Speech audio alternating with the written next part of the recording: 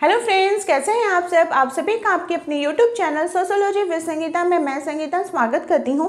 और इस चैनल के माध्यम से हम लोग बीपीएससी 4.0 और यूपी पीजीटी की सोशियोलॉजी की तैयारी कर रहे हैं। और साथ ही साथ आप लोगों के लिए मैं time to time new government job vacancies की अपडेट भी लेकर आती हूँ।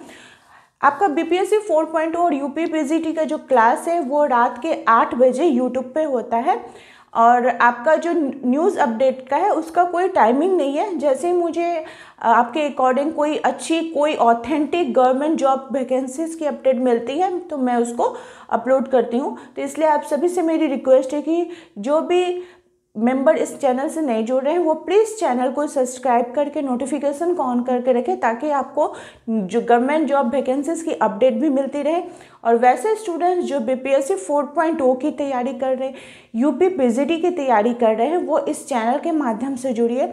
आप पेड ग्रुप से जुड़ सकते हैं। वहाँ पे आपको आपके सिलेबस के अकॉर्डिंग कंप्लीट नोट्स प्रोवाइड किए जाएंगे, जिसमें आपको एनसीईआरटी क्लास 11 और क्लास 12 के कंप्लीट नोट्स मिलेंगे। एमसीक्यू फॉर्मेट में आपको पीडीएफ फॉर्मेट में सारे मिलेंगे। और साथ ही साथ टेलीग्राम का लिंक भी आपको फ्री ऑफ कॉस्ट मिलेगा, जहाँ पे डेली टॉपिक वाइज आप टेस्ट को अटेम्प्ट कर सकते हैं। तो पेड ग्रुप में जुड़ने के लिए जो कॉन्टैक्ट नंबर दिया हुआ है आप उसमें कॉन्टैक्ट करके ऐड हो सकते हैं। देखिए, आज से हमारा जो हम लोग जो क्लास कर रहे हैं उसके अंतर्गत एनसीईआरटी सीरीज़ को कवर कर रहे हैं। एनसीईआरटी सीरीज़ के अंतर्गत हम लोग का क्लास 11 का पार्ट 1 और पार्ट 2 का बुक कंप्लीट हो गया। आज से हम लोग क्लास 12 के स्टार्ट करेंगे, जो कि है आपका भारतीय समाज। ठीक है, आपका इस बुक का नाम भी मैं आपको बुक दिखा देती हूँ। देखिए, ये एनसीईआरटी का, क्योंकि अभी एनसीईआरटी सीरीज़ को कवर करें, एनसीईआरटी भारतीय समाज है। इसका फर्स्ट चैप्टर जो है, इसमें टोटल 7 चैप्टर है। तो इसके अंतर्गत हमारा जो फर्स्ट चैप्टर है वो है क्या है, चैप्टर नंबर 1 भारतीय समाज।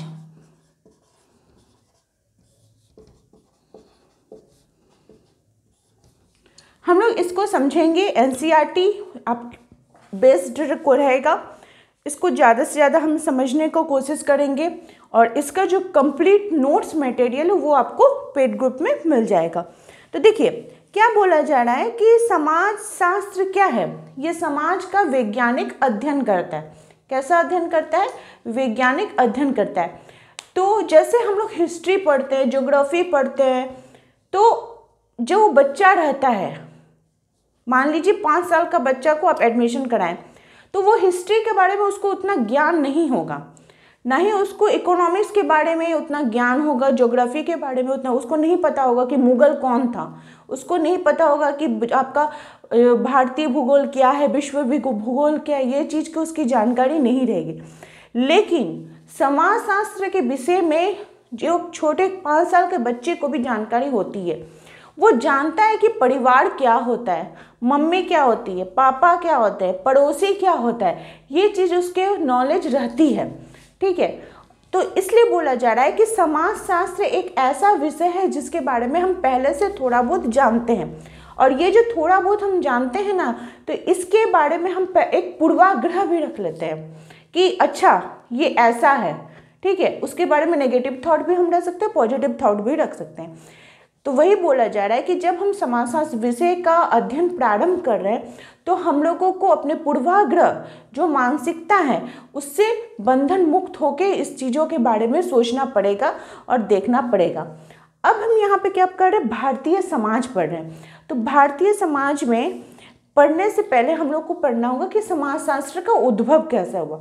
तो समाजशास्त्र का जो उद्भव है ये 19वीं शताब्दी में आपका कहाँ पे होता है। अगस्त कॉम्ट कहाँ के थे, समाजशास्त्र के जनक थे। तो वहाँ पे आपका अगस्त कॉम्ट जहाँ पे उन्होंने जन्म लिया, आप बोल सकते हैं, आप मुझे कमेंट करके बताइए कि अगस्त कॉम्ट किस देश के निवासी थे। ठीक है, क्योंकि मैंने पहले की क्लास में भी आप लोग को बताया हुआ है। तो 1838 में समाजशास्त्र की उन्होंने स्थापना की।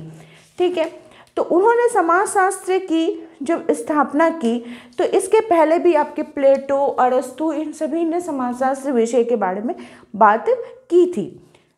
समाजशास्त्र का जो उद्भव है, ठीक है, किस कारण से हुआ उसका एक अपना हिस्ट्री है। जब उसका उद्भव होने का एक हिस्ट्री है कि कैसे कैसे समाजशास्त्र विषय की उत्पत्ति हुई, कैसे ये हमारे समाज के अंतर्गत आया। तो उन सभी चीज़ों के बारे में हम लोगों ने प्रीवियस क्लास में डिस्कस हम लोग कर चुके हैं। आज हम लोग क्या पढ़ेंगे कि भारतीय समाज, जैसे देखिए अगर आपसे क्वेश्चन पूछा जाए कि भारत का जो समाज है वो कैसा समाज है, तो आप बोलिएगा कि भारतीय समाज ग्रामीण प्रधान समाज है।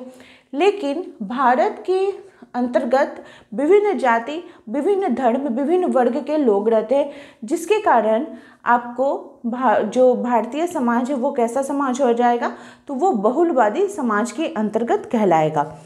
अब हम लोग यहाँ पे विभिन्न परिभाषाओं को देखते हैं कि क्या बोला जा रहा है।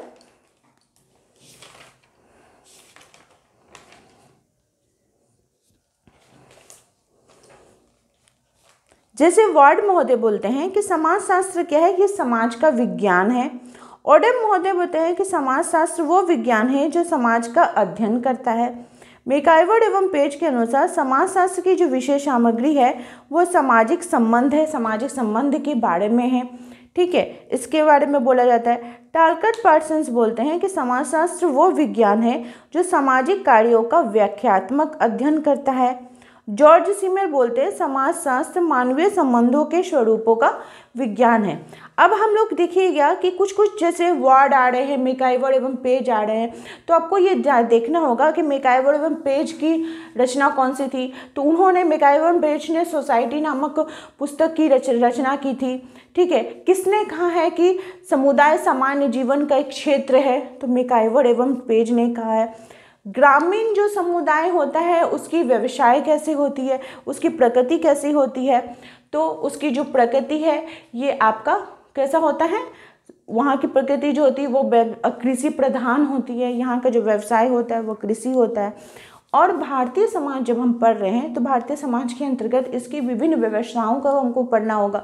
जैसे आश्रम व्यवस्था हो गया, वर्ण व्यवस्था हो गया, कर्म हो गया, ठीक है, कर्म का सिद्धांत हो गया, आपका नगरीय समाज हो गया, ग्रामीण समाज हो गया, ग्रामीण समाज हो गया। इन सभी चीज़ों को हम लोग को देखना होगा कि ये सभी चीज़ें क्या होती हैं। तो अगर बात की जाए एनसीईआरटी की, तो यहाँ पे देखिए बोला जा रहा है, एक समाजशास्त्री है जिनका नाम दिया गया है कि सी राइट मिल्स। इन्होंने लिखा है कि समाजशास्त्र आपकी व्यक्तिगत परेशानियों को एवं सामाजिक मुद्दों के बीच की कड़ियों एवं संबंधों को उजागर करने में मदद कर सकता है। ठीक है, व्यक्तिगत परेशानी से जो सी राइट मिल्स थे उनका क्या तात्पर्य था कि विभिन्न प्रकार के जो व्यक्ति हैं उनकी जो चिंताएं हैं, उनकी समस्या, उनके सरोकार जो हैं उसके बारे में, ठीक है, वो सोचना।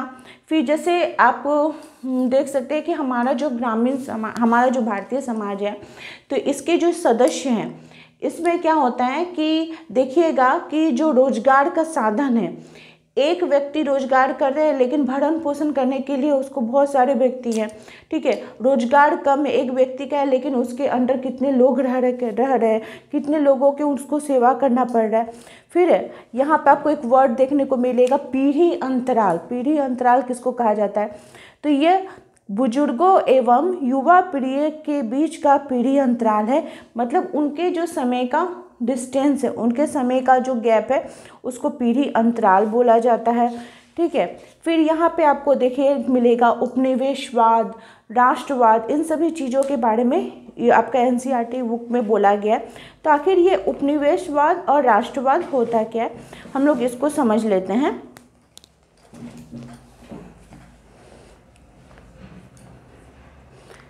देखिए, आप लोगों को मैंने बोला कि समाजशास्त्र का जो अगस्त कॉम्ट है वो किस देश के निवासी, इसको कमेंट करने के लिए आप लोग मुझे बताइए।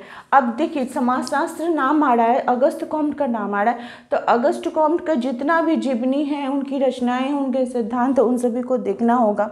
ठीक है, बोला जा रहा है कि भारतीय सामाजिक चिंतन कब से प्रारंभ हुआ था।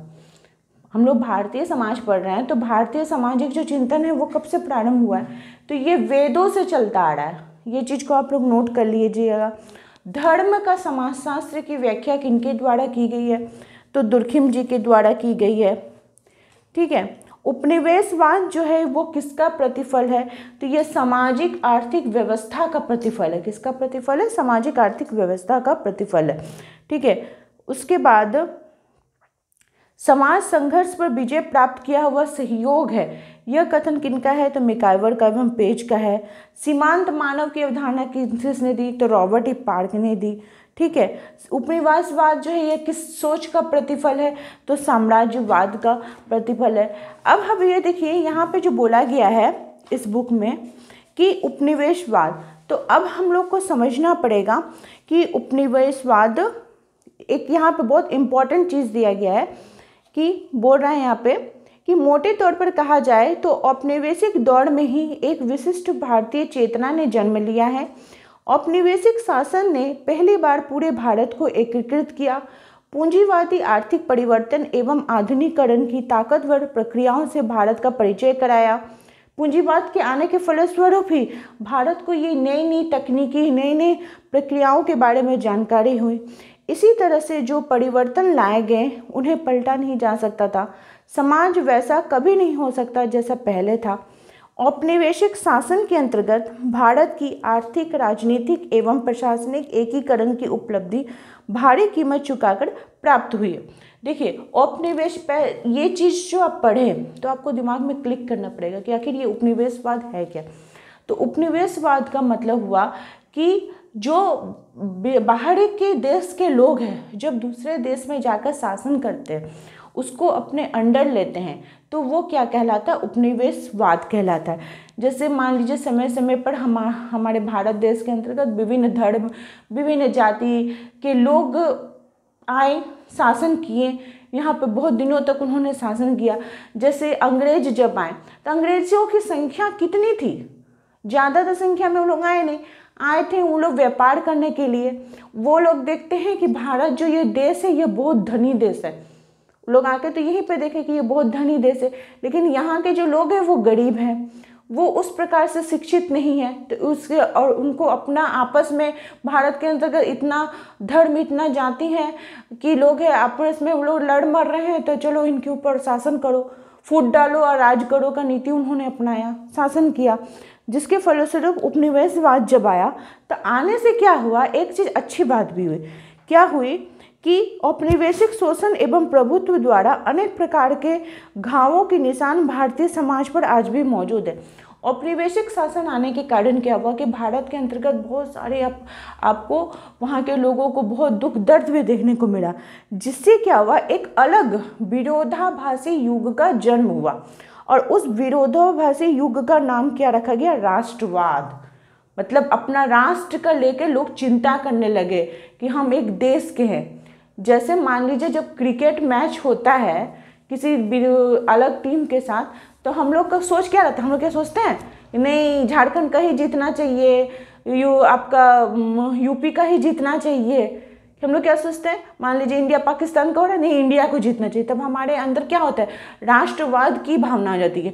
लेकिन वही आपका जब लोकल में मैच हो जाएगा, मान लीजिए आपका वेस्ट बंगाल के साथ झारखंड का हो रहा है, तब सोचिएगा आप झारखंड का हैं तो झारखंड को जिताने में लग जाइएगा, और वेस्ट बंगाल के हैं तो वेस्ट बंगाल को जिताने में लग जाइएगा।